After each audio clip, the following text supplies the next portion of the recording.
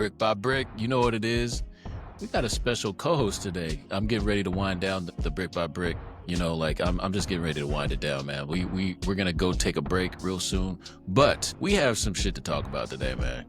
I ain't even gonna get into the convos about all the other stuff because we're gonna do that early next week. J Dan will be back, but my co-host today, we're gonna interview my co-host. I'm about to, just bring him on real quick. Let me go ahead and just do the intro though. So let me just get right to it. This person I'm bringing on has 20 years of college coaching basketball experience. 20 years, 2 decades. So a lot of game. Went to Foss High School, TCC, then Eastern. Got a master's degree. Born leader from the hill, from the hilltop. If you know, you know. Thumbs up. If you know what I'm talking about. If you know. 2020 National Rookie of the Year, for Country Financial. So everywhere he goes, he does some things. 2023, he got the City of Destiny Award in Tacoma for his work in the community and all of that other stuff. So, man, I'm honored. This just came together real quick, so we're going to just go ahead and get this in real quick. J-Dam's, he's got some things going on. It's a busy time for us in real estate right now, so that's why we need to take a break real quick, and then we'll come back in mid-September, you know what I mean, somewhere around there. But, man, let's just get a quick one in real quick. Pause, no Diddy. My man, I've been knowing this dude for a long time. Rachi, what's good with you, man? Thanks for joining the Brick. What's up, man? Thanks for having me. Appreciate you bringing me up here on the Brick by Brick. I've been watching y'all. Keep doing the good stuff. Yeah. Appreciate you, man. So, yeah, tell the folks a little bit more about yourself. I know I told them a little bit, but, share a little bit more about yourself. What's good? Sure. Washington. I'm a local guy, and I hate to say it like that. I am a guy who wants to give back to his roots, who loves giving back to the community. The community gave to me when I was young. We didn't have much. And a lot of people say they grew up in the trap and they grew up in this. I really, really grew up in that. And basketball took me a long way, and relationship took me further. Yeah, man. Like, I remember, hey, you probably don't remember. I remember playing y'all the first time I seen you and met you. I didn't meet you. I mean, we played against each other. Was when you were a freshman. We were at UPS camp. We were in the Warner gym, the old ass gym. It was you probably don't remember, but we ran y'all because we were a senior. We were a senior experienced team. We're Peninsula High School, and we played at that camp. And you guys were all freshmen. Like, I think you were 8th graders going to be freshmen at Foss. And yeah, we ran y'all, but I could tell, like, you guys it was Keenan. It was the same group. Mark, like, everybody. Solomon. And Solly was a clown at that time. He was joking around and shit. You was getting mad, and I could see, I could see I could see it though. Like, I was like, yo, those little dudes is gonna be nice, like, one of these days, but they just young, we were just bigger and stronger and whatever. But that was the first time that I really seen you guys and knew it would be special. And then Kerry joined the mix later and all that other kind of stuff. So, long time, but man, y'all had it. Y'all were legends in that team. Group. We had a really good group of guys that went from the Al Davies Boys and Girls Club all to Foss at the same time. Man, we were just talking about that. Who was I talking to that about? Kids don't be hooping at the boys club like that no more. I don't think. It feels like it, at least. I don't know. What do you see that? I don't know. Because you were at TCC before you're going to Montana right now. So anyway, so when I first ran into Rachi, basically he was on that team, and they ended up going and being, winning state was that 2000? Not, that was 2000. They won state in 2000, I believe. And so, like watching that group come up as freshmen, sophomores, and they stay together. And that doesn't happen a lot no more. You know what I mean? Like, kids staying together and going all 4 years, and it might happen in smaller communities, but in Tacoma, that's unheard of. Yeah, that's unheard of. So anyway, I was just talking about how y'all stayed together. Yeah, you know what? At that point, I say this humbly, like, it was about neighborhood. It was about pride. It was about where you went. And when I was growing up, and my neighborhood was the Hilltop neighborhood, all the kids from the Hilltop split between Stadium and Foss, and most of us went to Foss, and the kids from the East Side went to Lincoln. The kids from the North End went to Stadium or Wilson at that time, and for us, it was just a sense of pride that we're all going to stick together and do it our way, and and our way of the highway. And we ended up having a really good group, and we lost a lot of games young and ended up being ranked number one at the beginning of the season and finishing number one at the end of the season. So it was a blessing in that regard. Tacoma hadn't won in 26 years, and I didn't know that until after we won. They told us that. It's like, wow. Yeah. Because to us, we were just winning. I'm not exaggerating. This is how crazy I was. These guys laugh at me. I was the little engine that could. I was the smallest guy on the team, and I literally thought we'd be the number one team in the country. Before that summer, we lost one game. We lost in the Seattle U championship game against Rainier Beach, and they beat us by 3, I think. And we're like, man, we beat them earlier. We can beat them, and if they're Yeah. ranked 17th in the country, we can be number one in the country. After that, we ended up being ranked. We were like 9-0 ranked, and then we lost, and that went downhill. But then our focus was on winning the state championship, and luckily enough, we won it. Yeah, man, y'all had a squad. So from there, you went to TCC, but then came back to be coach You went from TCC, then you went to Eastern. You were part of that group that got, Sure. that went to the tournament at Eastern. Yeah. That was the first tournament. Like you've won everywhere you've gone, pretty much. I've been blessed, Like, man, to have good yeah, teammates. If you yeah. have good teammates, you have a chance. So let me say Not this. just as I'm just saying in general though, like as a coach and a player, you've won everywhere Sure. you've gone, I've been pretty blessed much. in that regard, man. This is crazy, man. Even in my recruiting process, you'll laugh at this. Coaches will be like, "Hey, Rachi, can you tell me 3 things that you want in college?" I'm like, "Listen, you may not understand this, but all I want to do is win. I'll figure out the rest of the stuff." I'm not Yeah, exaggerating. Whatever school called me, show me that we're going to win. I'll figure out the rest. I'll figure out the schooling. I'll figure out the community. I'll figure out what I want to do on campus. I want to win. And so I'm like that. yeah. I'm built like that in real life. People say it and they're really not, but I'm really built like that. Yeah, no, I've watched it. I watched it my whole life. So yeah, man. So you've recently joined the University of Montana staff. Like that's exciting for one, and for two, I'm gonna go ahead and put it out there. We've covered pretty much well outside of the other Montana schools, but Montana State on the brick in the first season. This was not Sure. planned. This was not like having Sam on, my guy Sam, having Sure. you on. No doubt. Fascinating how that works out. I hit my God's plan. man Brent up, so you'll know Brent. Maybe you won't. I don't know, but Brent's a dude in Missoula. You probably know him from their last Okay. stint there. So it's shout out to Brent. So tell me about like first of all, like what spawned that move? Is that a move that's later Sure. for on your trajectory? Was it on your radar? Like you're going back with Coach DeCure, like solid staff. You know what I'm saying? Yeah. What are you guys looking like coming forward? Like tell me about the Montana situation. Let me start by saying this. It was all God, and people say that, and just it sounds strategic, but I didn't call. I didn't make no phone calls to say, "Hey, let me if there's a spot open, let me have it." They called me. I was lucky this summer. I went to the Final Four and met with some people and just talking, and then I got 3 job offers, and so Damn. I didn't try to call. I literally didn't call anybody to say, "Hey, help me get this job." I didn't. This situation is about who you're with and where you're at. And I always tell Yeah. people, coaches, a lot of young coaches like, "Hey, can you help me get in the coaching game or get to where you're at?" And I said, listen, it's not where you're at. A lot of times it's who you're with, because Yep. you can be at Duke, and to me, Duke is the number 1 school in the country, and get fired at Duke. And Yeah. I don't wish that on anybody, but if you're not with the right person, your staff can be fired and you'll be looking for a new job and climbing that ladder again. Travis has been there for years. He's been a mentor of mine for years, and he's had really, really good success. He's the all-time winners coach at Montana, and they've had some hitters as the head coach at University of Mhm. Montana, right? And so Man. I was blessed to get this opportunity. The dudes on this staff I know. I feel comfortable with them, and I feel like they want me to have success, and they want to have success. They want to win. They are recruiters by nature, and if you get good players, you have a chance to win. Plus, Yeah. Trav's a really, really good coach, and so you put those good players in situations, you have a chance to win. The other thing is that you get good people, and Montana's got great people, and so Yeah. it was a good opportunity for me to go. Yeah, Big Sky's a great league too. I think people sleep on it. There's a lot of great players. I think you guys just had a kid from got drafted. I forget the kid's name from last year. He's good player.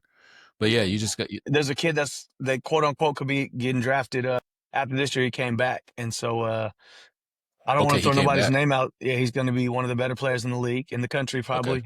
And then we Yeah. got a really good big man that's going to average. I mean, he averaged a lot last year. I'll leave it like that. But if we have Yeah. a good 1-2 punch like that, and then supporting cast where when it's their turn, they step up, we'll have a Oh, chance to win. at Montana, you guys still got Kai, huh?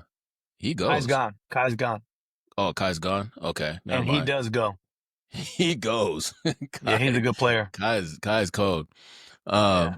Yeah, I'm excited to see y'all though. Like, cause obviously I'm Montana State. I follow Montana Sure. Of State. I'm a course. I'm a I'm a Shout out I'm to a those fan guys. Those are because my guys. And so yeah, Logie's my dude, and Payne's my guy, and Sam's my guy. So they got good dudes over there. I hope we beat Yeah. them. We're all That's TCC. We're all I all can TC. say. No, I'm definitely coming to that game this year because we're all TCC guys too. At the end of the day, Yeah, no Sam, doubt. me, Literally. you, like that's Yeah. what's super dope. We're all Sure. how No doubt. disciples, and that's just part of being town, and I think that's really dope and special that you landed there, and that and also that this synergy is happening on the brick. You know what I'm saying? Like it was like almost meant to happen. It's meant to be. Is how I see it. So that's dope. So looking forward to watching y'all at Montana. Excited. Thanks. Yeah, so and you've also been around college basketball for literally decades. Like, tell me, like, what's changed about the college athlete then when you first started to now over 2 decades? Like, what's changed Sure. between then now and then? There's a lot that's changed. Let's talk about the athlete. The athlete is bigger, stronger, faster, and way more skilled. There's a lot more trainings that are going on with these skill development. I think there's a little bit less feel because dudes Hmm. will play less basketball. They'll do more training and they'll play less basketball. I think that, I don't know if that's necessarily true, but based on when you watch the game, like, dang, this guy can get to a bucket, but he just gets to a bucket and doesn't do it within the Right, realm of the right. game, in my opinion. And then there's dollars that go along with where kids choose to go to school, and so that's Hmm. changed the game a lot. There's agents that are connected to kids. The shoe platforms that have elevated and taken away from some kids in their recruiting process. When I say shoe platform, there's shoe teams for the AAU circuit that they go play on Hmm. these tournaments, and they're sponsored by different shoe teams, and it gives some kids a greater opportunity to get recruited, and it gives other kids less opportunity to get recruited. So it's just different. It's Yeah, significantly different. But you know what? At the end of the day, if you work on your craft hard enough, I don't care where you're at, I don't care who you're with, you'll be found. yeah, Now, yeah. you have to have some talent. You can't just work on your craft hard and have no talent. There's a talent that goes along with that work. But if you do it, you'll be found, in my opinion. That was what. Yeah, that was what was interesting to me. I was watching a game. I forget who it was. I was visiting Sam. I was watching a WCC game. And to me, it felt like when I was down on the floor, because I'm always shooting, you know what I mean? I go and shoot video or whatever, just off top, just because I'm there. I might as well bring the camera and shoot some video. And it felt like to me, like the game was choreographed. Like every guy that caught it, it was like a choreographed move. But so not only were they running and I know I understand the difference between like running the offense and then like your bag or whatever that is. Sure. And it felt like to me the whole thing was choreographed. Like dudes were just kind of going through the motions, but they're going hard. It was really skilled and they were making good moves and they were playing good basketball. But I don't know, it just felt like I know that person's done that move a million times. So it's just a different version of basketball to watch for me. And it clicked in my head. I was like, "Oh, okay. These dudes are like not robots, but like I was waiting for the guy that like would feel that guy at that spot and maybe pivot and make a spin. You know what I mean? Like I was The like, all right, counters are where's the way instinct different here? now. Yeah, Where's the instinct? instinctual's way different because I always use a guy like Allen Iverson who just played off instinct. Whatever happened, he'd counter it and get to a basket. Yeah. And we know locally Jamal Crawford, who's a counter guy. Whatever you do, he's going to counter. Yep. His deal Yep. is not like, let me work with this trainer and learn how to do this. He played enough basketball. He worked out enough Yep. by himself That or part. going to the gym playing games where he can figure out how to do this. Now, shout out to Jamal because he's one of the guys that really came back and he lifts as he climbs and helps other people. But he was blessed by God. I mean, there's not a lot of dudes his height that can dribble like him, fast as Yeah. him, and great shape that he's in. But he's also put in the work, and so he was one of the guys that just stayed at it and stayed at it and stayed at it. And he got lucky in some regard that his skill took him some places that people were willing to bet on him a little bit more for. Yeah. He was just at Zcam, man. And he was showing out. Like that was the last Zcam too. It was lit, man. It was dope. I didn't see you there. I wasn't Were you there. I there? was in Montana. I Okay, just got yeah. back. Yeah, Okay, yeah. because I seen, man, Sadly I wasn't there, but yeah. I you know shout how out you to see IT for putting everybody on up the in there. Zeke in. Isaiah Yeah, Thomas Zeke in at Tacoma Community College, man. Shout out to Zeke for really, really doing it in the community. man. Like I'm sad, you know what I'm saying? But I know there's gonna be something else. But like for us, like I never grew up with that. You never grew up with something like that in the town right here. You know what I'm saying? Like that was literally 5 minutes from my house. Hey, I want to shout out somebody real fast. Yes, I've never had that, but I'll give all the credit to Bernard Barnes and Lucius Brown for bringing Ooh, me come along. on, Big Like, Lou come and on, man, let Bernard. me keep it tall. Like, I wasn't that good a player. I was one of those guys that was actually in the gym, in the community that when I had my chance, I got my chance and I got to go with them. They needed an extra point guard, and shout out to Randy Redwine for letting me play. But they had a pro-am team in the Doug Christie League, and they needed another point guard, and I got Yep. to be a backup point guard in the Doug Christie League, which is unbelievable for my confidence, unbelievable for my experience, everything for me to look back on and saying, dang, I know I can do it now. Like whatever doing it meant, playing Division I was the NBA at my point, and for me growing up, it was no NBA. People around me weren't making the NBA. I'm just for me that was the NBA, and so I knew I wanted to Right. coach college basketball, and I got to what I wanted to get as far as the level I wanted to play, and then I got to play with dudes that I love and I appreciate, and now one of the dudes, Alvin Snow, is one of my best friends in the world, and so it's crazy how God works. We grew up in two different neighborhoods and grew up similar, and didn't really know each other at all. We just knew we played against each other, and then got to rock in college. And now we're men and we're really good friends. So it's crazy what basketball does for you. Yeah, man. Basketball, the relationships you build in basketball, like even our relationship or any relationship that I have, a lot of them are from basketball, just hooping.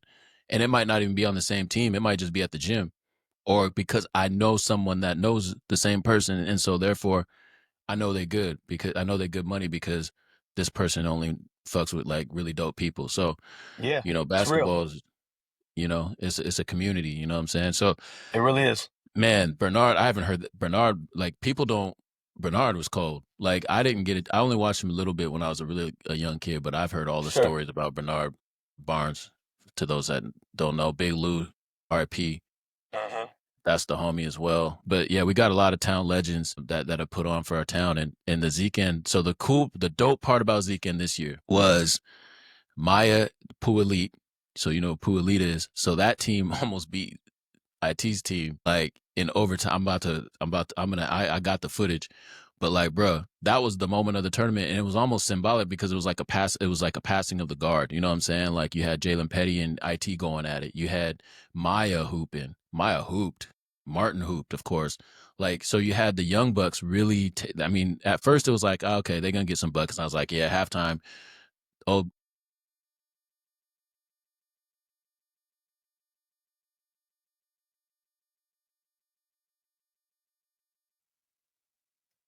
I'll say this: I can't talk about anybody's players or any of that stuff that played in the deal, but there were really good players there, and I watched some of the footage online. There was really good players there, and dudes are taking a step and becoming men, which is great to see. You know. man, it was fun to watch, brother. Can't you gotta, you can't do what you do, but that's from my perspective and man, I'm saying it was crazy, man. That was symbolic. Uh let's see, what else do I got here? So let's talk about like NIL. So we mentioned NIL and you mentioned like how it's changed.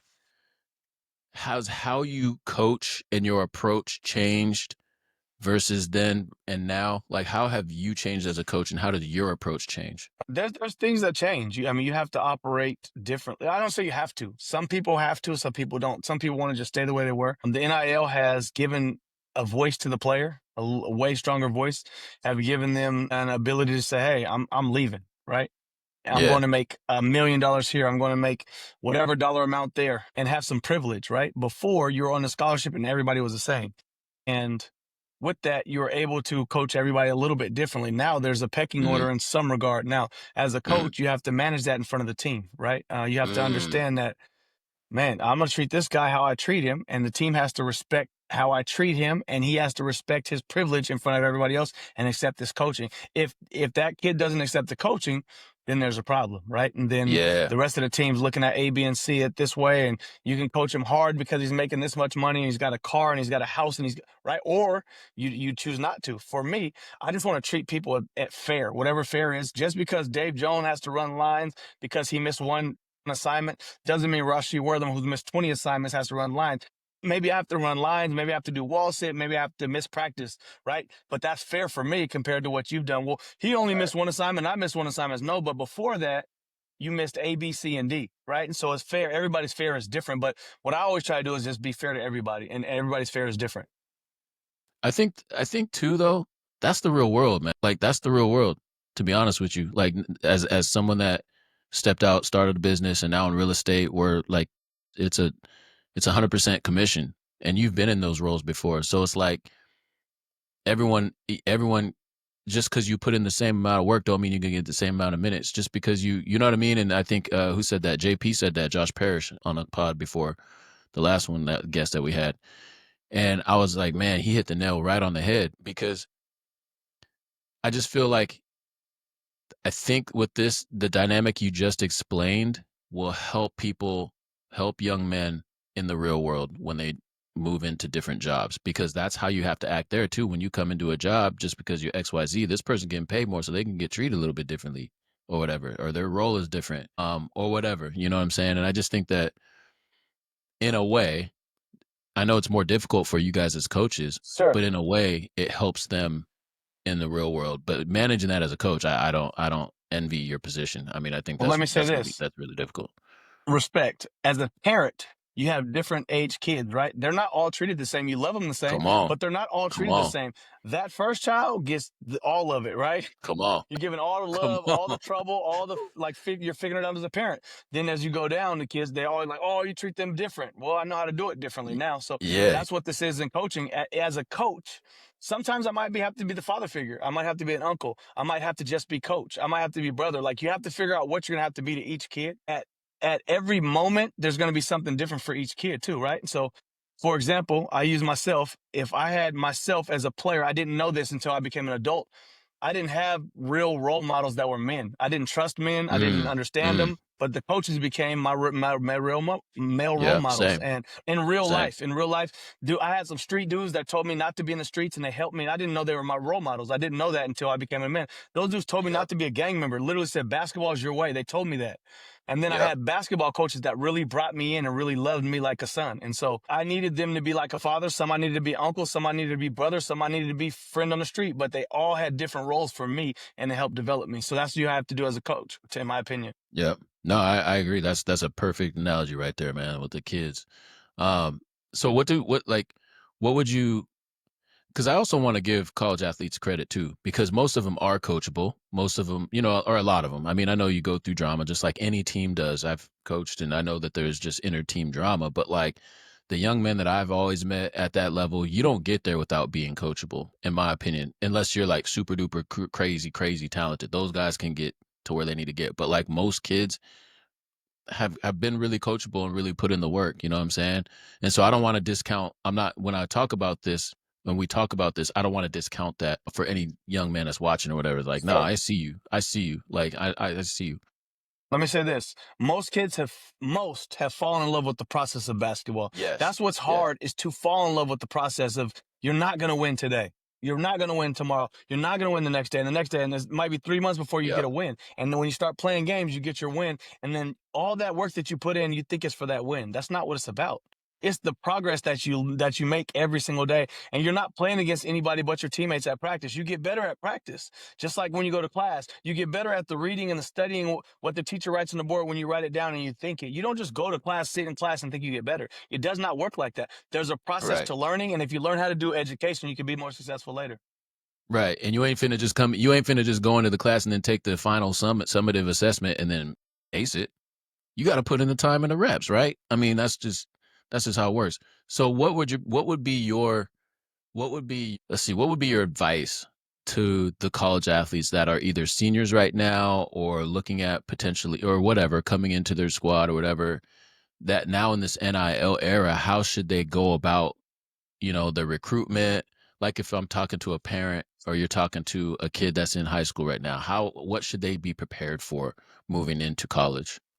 To each their own, right? Everybody's got their own situation. There's the high end kid, and there's in between, right? And there's a low end kid, and there's somewhere in between. But if you're high end, you're going to get some dollars that are, let's say you're in the top 100 or top 60. There's probably going to be some NIL dollars connected to your name. What should you Mm. suspect? There's going to be some agents that reach out to you and want to represent you. It's different than it's Okay. been. Then you have to go through that process. That's one process. There's going to be typically a bunch of AAU coaches that are fighting for you to play on their team. That's going to be another Mm. process you're going to have to operate with. Then there's going to be college coaches that are beating your door down every single day to tell you why you should come to their school. Then there's what they call this revenue sharing. It's kind of gone away from NIL. And so Mm.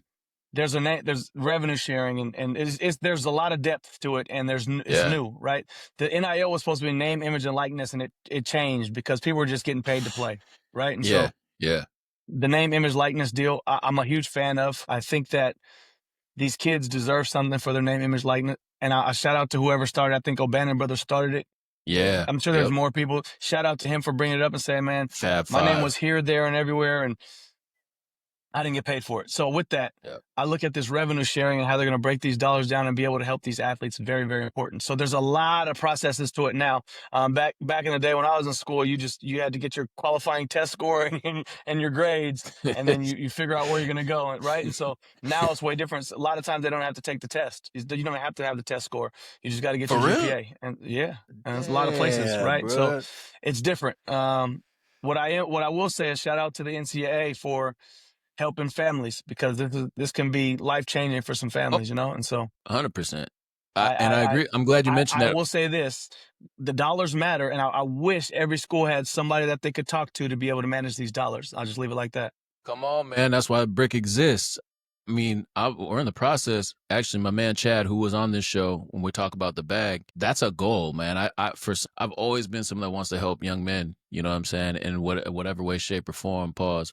But like, feel like there's so much money floating around right now that is one of the most necessary. It's urgent to me. It already was urgent, and now it's even more urgent in terms of the financial literacy piece and what do we do? How are we helping these families and young men when they get this windfall of money? Like how you do that. First of all, you got taxes. You know what I'm saying? Like just understanding even that part. Just so that's what I'm on right now. So I'm glad you said that. And Um, also, I'm gonna throw this out: this yeah, go the ahead. universal pause. I'm not doing no pauses. Where I'm from, we ain't pausing. I'm just telling you, like, well. So my players laugh at me when I was the head coach at TCC. Like, coach, you got to say pause, pause, pause. So I started laughing. Probably once every 3 weeks, I'll say pause, and they'll just start cracking up laughing. But me and my dudes where we're from, we ain't pausing. I'm not thinking about that. I'm not. It's not even in my thought process. So just so you know. It's all good. It's part of my lingo, man. It's part of, just gonna say it just subconsciously. So from a leadership perspective, like what would you tell kids like right now? So we talked about the NIL and Sure. how you're treating kids, whatever. What separates those that like you've seen kids get to the next level, or whether that be the pros or just separate themselves from the pack? What is the thing that separates that player from the pack now that you have all this stuff going on? How do they separate themselves from the pack?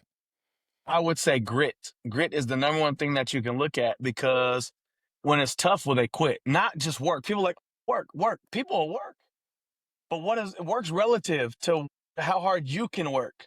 But that doesn't mean you're tougher than the next person or you're grittier than that next person. When the work is the same, is your work Right. going to put you to the next level? Or is your toughness, your grit, your thirst to get to the next level or to beat that person going to be more important? And so I'd say shout out to Isaiah Thomas. I've never seen in my entire life, I've been around a lot of people, a lot of basketball players. I've never seen anybody be gritty as him every single day to get better. I'm talking about work, work, work, work, and tough. You know what I mean? Every day. And if you think you're better than him, show up. He'll play you one-on-one and say, let's go. He's that Man, way. I remember, bro. I was playing him. I remember he was. I think he was still in high school. And remember how he used to work at Pearl on the right there on at the Y. But it was around that time, and I played. We were playing at the Y at Noon Hoops, and he went up, and I was trying to hack him. I think I was still playing either at TCC. I was either playing at TCC or I was a couple years out, and I was hooping down there, and I tried to hack him, bro, and he put his arm bar up and still got it, and that's when I knew. I was like, yo, he's different than anybody else, because like anybody else would have, like, I'm hacking the shit out of him, and I couldn't hack him because Now he was he's just that different strong. I and was like, competitive. damn, Like if he wasn't who he was, I'm on him about a lot of stuff. I'm on him, right? And he's so competitive, man. That's why he got where he got. I mean, he yeah, MVP votes. Who else from here's got anywhere close to MVP votes? Like, bro, say legend, whatever you want, bro. He did. Hey, legend. shout out to IT. He did it. He did it, and he continues to do it. And he's putting on for the younger. And That's another thing's crazy. Talking about that YMC, his son James just got his first dunk. he So got a boom shout out. out You to see the boom James. out? Yeah, that's what I'm talking about. It's crazy to watch. He got the James is boom out. he's a good little player, and I've been teasing him his whole life, man. I tell him, man, Jaden, you're the worst in the family. Your little sister's better. Just to keep pushing them, right? Keep poking them. So shout out to them as well. It's dope. Yeah, that's super dope. But yeah, man, I agree with you, man. It's been fun to watch him. He's a legend in the town. I got nothing but the utmost respect. And I'm glad it's him. You know what I mean? Of all the people, because he's a real dude. He's and a just legend here, but he's a legend everywhere, right? Like he's a legend everywhere. That's the in the crazy part. world, he sees it, but he doesn't really see. It's only him. He's Nah. living his life. But the perspective from the outside, looking at this little dude who grew up at the People Center, at the Pro Y, at the Boys and Girls Clubs, and just hooping, right? He's a And he legend still across be the around. country and the world. And now he's the most normal dude until that basketball shit it starts, and then he's different. It was interesting because I got some friends who are Boston fans. They got season tickets, and they're over in over in Rhode Island. And so he got two boys who love IT. And I'm like, oh, yeah, I just saw them at the Y the other day and they lost their shit. And I was like, oh, yeah, it was a Saturday because I go work out on the Saturday morning. I see him over there. I'd give him that, like, hey, what's up, man? Like, you with the boys just shooting or whatever. I was like, yeah, I see IT all the time. Like, I've watched them grow up. And they just lost their head. They lost their minds, bro. And I was like, damn, it's really like that for this dude, man. Like, he really has impacted the world in so many Man, I ways. went to Boston a couple times, and when I got off the train, I couldn't make this up. I got off the train, and it was only Isaiah Thomas all over, like pictures everywhere. I was like mind blown.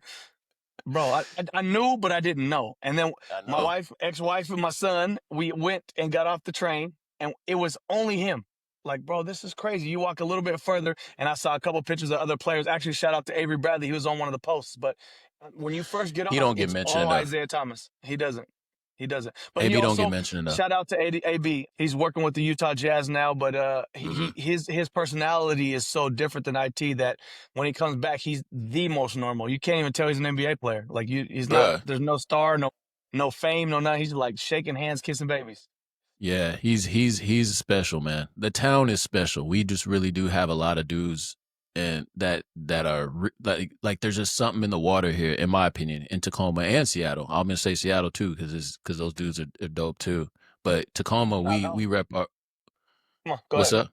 Go ahead. No, we just rep. I just Tacoma. We just have a small tight knit group, Sure, and yeah, we might just be dysfunctional ways. Some people may, but sure, that's every little scene. You know what I'm saying? But like overall, the part I love most is the respect that these dudes have, the ABs and the ITs, for the older generation and all the sure. other people that have came. They always show love and pay homage. You know what I mean? And in their own ways. But like that's the part I really love about it right now.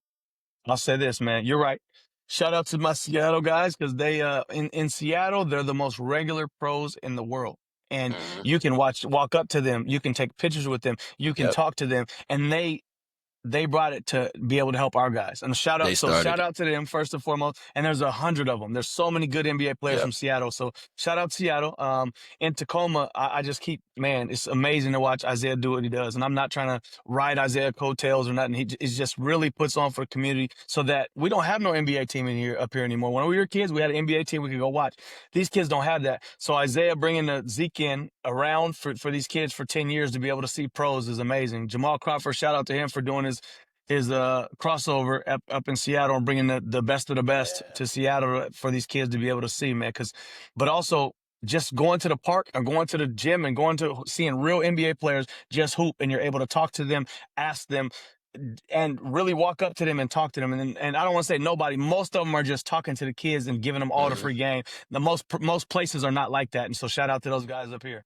Yeah. So back to you. What can Montana fans expect to see from Rachi Wortham as the assistant men's basketball coach this coming year in your second go round at Montana?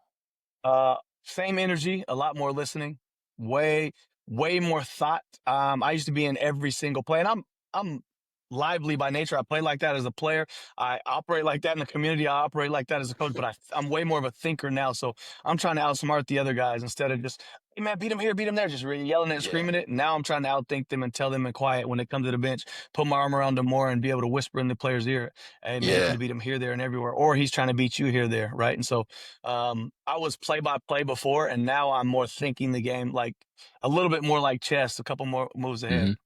Ain't that in my crazy how opinion. that ain't that no, ain't that I mean, you still gonna get on people and do your thing, but like I went through that evolution as a coach as well, like because I was watching a lot of Pete Carell stuff.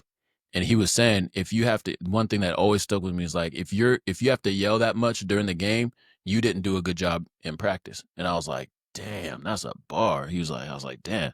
So then watching all the Princeton stuff and the actions and the reads and whatnot, and I was like, okay.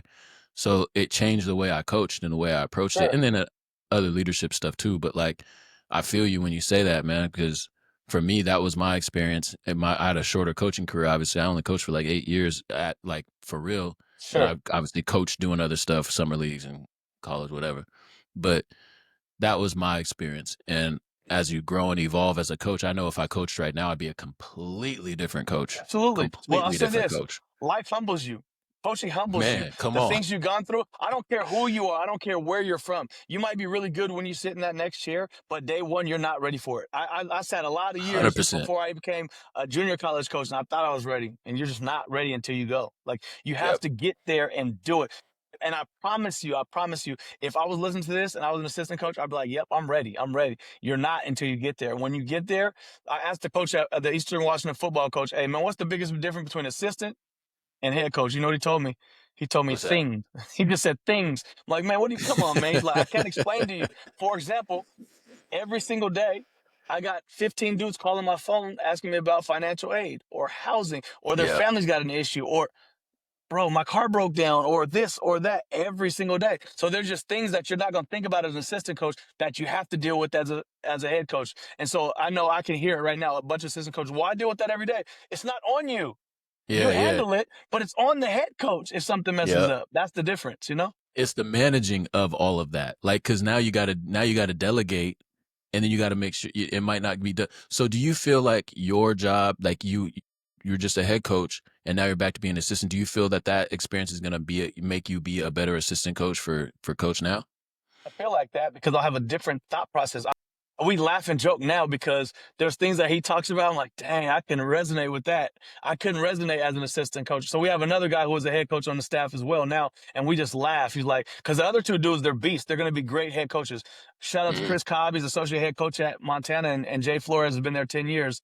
And they're going to be really, really good head coaches, but they just haven't done it yet. Mm-hmm. It's funny to think about, man, I thought I had all the answers. I thought I had the answers. And then even there's no coach in the country that has all the answers. I don't care if you're at Nope. UConn, you're at Duke, you're at UCLA, you're at Arizona. You don't have all the answers. If you did, you'd win every single game every single year, right? Facts. Facts. The thing is, if you can, just like Coach said, if you can put this into them at practice where they can go out and just navigate in the game every single day, you can have success. But watch this. When you train your kids, every single day at home, you want them to be able to navigate in the real world. So then one day when they graduate high school and college, if that's what they want to do, then they can go get a job and be able to navigate, treat people right, Mm-hmm. operate right. It's all the same, but we just can't see it until you get into that perspective. And I've been lucky enough to be a head coach for some years and run my own program. And then I had one of my best friends coaching with me, and we used to laugh and joke. And like, bro, it's way different with one seat over. It really is. Mm-hmm. Man, it really is. So let me ask you this, because I've seen your teams play, and your kids always played hard. What's your favorite? Like, are you a man coach? Are you a full court press, 3/4, half court? Like, what do you like to do, Rashid? Now, I'm not talking about what No Montana's doubt. going to do, whatever. What do I want you to what do guard you you prefer as a coach? 94 feet every single possession, and maybe six possessions of the game, switch to something else. Maybe it's a run Mm-hmm. and jump. Maybe it's a 1-3-1. Maybe it's a 3-2. Maybe it's a mix up. Yep. Maybe it's a pass the ball trap, right? Like I want to keep you off balance after Off the balance. timeouts. I Yeah. don't want you to Yeah. know exactly what we're doing, but we're going to put pressure on you the whole entire game. We're going to play up in the passing lanes. We're going to help. And at the end of the day, man, I want to teach the men to help each other because it's hard as men to trust another man a lot of times. It's just hard. Mm-hmm. And if you can learn to do that in the huddle, it's going to be impactful in the rest of your life. And I Yeah. truly feel that because that was me. The huddle was everything. I didn't know it. I just didn't know it. Everything. The huddle is everything. You're Everything. with all different types of people from all different walks of life, and you get to talk to those dudes and trust those dudes and learn those dudes and communicate with those dudes and have discipline with those dudes and fail with those dudes. There's so many things you learn in sport, and I learned those through sport. And so now I'm able to teach my kid and the kids around me to be able to have all those things. And basketball is just a tool to take you there. So do you feel like, because I'm the same way, because obviously coming from Hal, like Coach Hal, shout out to Coach Hal, like I was a man to man guy, like pause. And so like what does, and I say that for anything sexual, like it don't matter what it is. So that's just what it is for That's me. not sexual, just so you know. If you're thinking it No, is, it's that's not. on you, but that's not sexual. So Let's not say, but I'm just saying I say it for anything and it don't even apply. It don't even be applying sometimes. But What do you, so I felt like as a coach, I was deficient in the offensive philosophy because I Yeah. focused so much on defense. So then that's when I was talking about the Krill stuff and all of that. I started looking Yep. at like even how I liked Coach K and how he formed his practices. So even as I got better, my whole first 15 minutes, guys knew exactly where they needed to be, what they needed to do. Every assistant coach had something to do. Like this is me at high school level. So how did your offensive philosophy evolve, I guess, as your time as a Sure. head coach? I worked under a guy named Kirk Earlywine who worked for Rick Majerus. And Rick Majerus, if you know anything about him, he had this great offensive mind, right? And so I thought I was going to come in as assistant coach, become the head coach, and have this great thought process. And I knew kind of how his motion offense would work. And so I wanted to put in a great, efficient motion offense. You got to have the players to run the Yep. offense. It doesn't matter. Yep. You can say you're going to do this. If you don't have the players to do it, you're Yep. not going to do it. So based on Yep. what I thought I was going to do, the guys couldn't think how he thought at junior Mm. college level. They just couldn't think that. I was telling him, man, you got to curl this if he's trailing you. You need so much time to teach those guys how to do that. Or Yep. if he's under the screen, step behind the screen. Like there's so many things that you have to teach him. And I feel like I didn't have enough time. Plus, I wasn't on campus to be able to have that much more time with the guys. I was off campus in the community working. And it's different when you're on campus with the guys every day and they can stop by and watch film and do all these things. We watch film before practice or after Right. practice, right? My humble came from getting beat, right? Hey, man, we need to do Mm. something that these guys can be efficient in at all times, right? And so Yep. that's really where it came from. Yeah. I was the same because I felt like I thought the game you had a high IQ. So those are things that you were naturally doing as a player, right? So you assume everybody has those skill sets to read and react and all that. I felt like I overcoached my guys, and so then we moved more to motion stuff, read and react. Like just gave them options. Like here's what you do, man. Like and then I'll watch you, and then you'll learn over time through reps. I didn't But feel like, sorry, I thought you were done. Go ahead. no, go ahead, go ahead. I was running too many sets. I wasn't letting I guys didn't play. feel like that guys knew how to do this naturally. I didn't feel that. I thought I could teach it though. If they didn't know, I could teach it. It takes way more time. And it also takes the guys that are in front of them to be able to teach the guys behind them. And in junior Right, college, it's right, only right. 2 years. And so Oh it's not yeah, a lot of, JC. yeah, they're in and out. They're in and out. And a lot of times you get guys for 1 year and he's out, right? And so it was just hard that way. If it were me and you're asking me what I want to do, I want to run a motion offense, but not continuous motion. I want to run a motion offense where we're reading the screens and making actions off of that, right? Like we're reading the cuts and making actions off that, not this pattern deal. That wouldn't be me. But Yeah. I learned from it.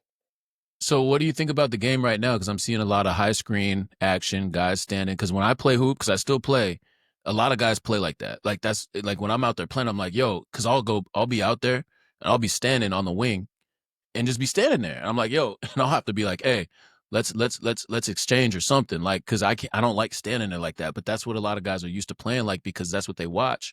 They see a lot of guys, they see the high screen, guy coming off and operating, and then they'll maybe adjust after that. But like, I don't know. Do I'll you tell you feel what I like think it that's is. I think it's the training because a lot of people get in, they start training, and they work only with the ball. They don't work about anything off the ball ever. They don't work on right? defense. They don't work without the ball. So, I mean, at what percentage are you not having the ball? People say 95. Let's say 90% of Yeah, the time you don't have the ball, right? How do you play without it? That's why people stand because they don't right. know how to play without it. So if these trainers would just start practicing, hey, I got the ball up top. You're acting like there's a go screen or a down screen coming and you're in the corner. How do you read that? This time the guy's going under the screen. Now you got to read. Okay, this time the guy's Mhm. trailing you. This time the guy's on top and you got a back cut, right? We don't teach guys how to play like that, so they don't know how to play like that. And they're not playing enough. If you play enough, you'll figure out how to get open. If you play enough Yeah, games, man, if you're tough enough, you're going to figure out a way to get open. So you have to start making these reads. Dudes aren't doing that. They're only doing workouts. So that's why, in my opinion. yeah. Playing in the gray area. I like to call it playing in the gray areas of the game. That's literally the only reason why I can still play with all these young dudes because I play in the gray areas of the game and no one else does. And I'm like, all right, well, cool. I'll get that tip right there. All right, cool. I'm gonna anticipate that and maybe get a little putback before you can even jump. You know what I'm saying? Like just little stuff. It's not even big stuff. All right. Guys like you and I that weren't, I'm not being trying to talk bad about you. The most talented guys had to figure out ways to do like that because you're a grinder and you had to figure out how to do other things. You thought like that. The dudes that are grinders, they're just going to score on you. They're going to have the ball. What about those guys that aren't tough and gritty like you and I? And I'm not trying to pump my chest up, but I kind of play like that. The guys that were just No, the you catch and play like shoot that. guys, the catch and shoot guys that didn't have any of that, they just only caught and shoot. How do they play if the coach isn't teaching them how to play? That's what I'm saying. That's why Yeah, my yeah, losing humbled me enough to say, hey, man, we got to adjust. We have to adjust. yeah. These guys can't think like you. They don't know what you're trying to do. Sorry, do something else. It matters. They're not playing enough basketball. I do like what I saw with in the NBA Finals this year. Like I thought that was good. Pacers played a great brand of basketball, in my opinion. I thought it was good basketball. Like I was like, all right, we got two teams with multiple guys that can all that and they play hard, and I loved it. I thought that for the NBA product, I was like, this is a good product. 100%. The playoffs in general were really good. The playoffs were really, really Yeah, competitive. This yeah, is one of the better playoffs I've ever seen in my life. I'm not I joking. agree, Just 100%. competitive, hard playing dudes. And usually they're coasting, and I don't feel like they were coasting. I feel like they were If you trying to didn't win have the game every dogs, game. if you didn't have dogs in this playoffs, you weren't winning. If you 100%. I didn't agree with have that. dogs, I agree. you could not win. Period. Or And the I best love player. that. And this year, OKC had the best player, in my opinion. Yeah, they did. They did. He's a bucket, and he's a throwback because he's a midi guy. All right. So last question, and we talked about it. We talked about AB. We talked about all these guys. You can do top three. You can do top five, and I'm not in no order. Who are the best players from Tacoma for you? For you that you have seen with your own two eyes. So we can't talk about like Bernard Barnes or we can't talk Sure. about Billy Brady. You know what I mean? Unless you saw those dudes. I've seen them dudes. I mean, I've Bernard seen was them like my too. older I've brother, seen so them but too. I'll say my truth. Isaiah Thomas is for sure one of them. Yeah, he's my number one. Avery Bradley's for sure one of them. Justin Holt's for sure one of them. J Ho. Casey Calvary's for sure one of them. Now, there's a bunch of names we can throw in there after that. Who I think was the best that I saw, I'm gonna have to put Abdul Gaddy in there. Yeah. And people are like, oh, what about this person or what about that person or this person before? I'm saying that I saw with my own eyes those guys and Yeah. Malachi Flynn's right in there too. But for Yeah. me, Abdul Gaddy was as good as it got at true playing point guard Bro. in the city of Tacoma. And so shout out to Abdul. Legend. Justin Holt's a guy who doesn't get enough credit. I'm gonna throw one more name out there that people are not gonna like, but Leonard White. He was one of them ones. Leonard. Yes. Leonard the Legend White, man, could score on anybody, was Yep. tough, could guard anybody, was competitive. Now, I love you, Leonard, IT. but your mind Before was messed IT. up. IT wanted to be like Leonard, and he'll tell you that. He wanted to be like Yep. Leonard. And so two IT little before lefties, IT. literally. Yep. Um yeah, and you know a name that I for me that I liked a lot just because the style that he plays, Barry Ward.